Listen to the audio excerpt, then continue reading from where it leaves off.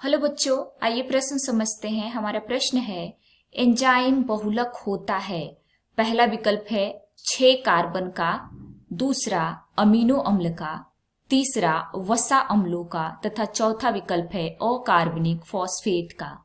आइए समझते हैं। बच्चों, सबसे पहले हम अपने प्रश्न की मुख्य अवधारणा को समझेंगे। मुख्य अवधारणा, हमारे प्रश्न में पूछा गया है एंजाइम किसका बहुलक होता है।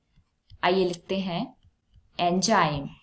एंजाइम के बारे में पूछा गया है, हमसे समझेंगे। आइए लिखते हैं बच्चों, एंजाइम किसे कहते हैं। एंजाइम सबसे पहले जानेंगे।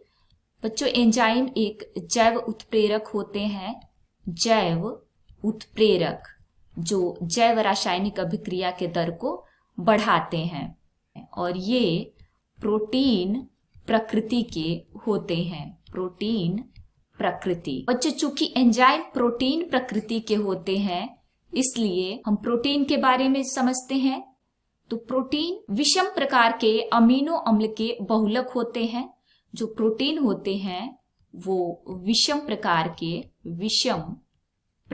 के अमीनो अम्ल के बहुलक होते हैं। अमीनो अम्ल के बहुलक होते हैं और प्रोटीन अमीनो अम्ल की त्रिविमीय संरचना होती है। यह अमीनो अम्ल की कैसी संरचना होती है बच्चों? त्रिविमीय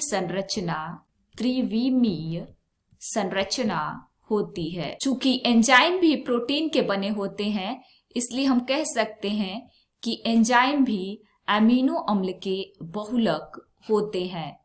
इसलिए हम अपने विकल्पों की तरफ चलें तो हमारा बी विकल्प सही हो जाएगा। अमीनो अम्ल का बहुलक एंजाइम होता है। उम्मीद है आपको प्रश्न समझ में आ गया होगा। धन्यवाद।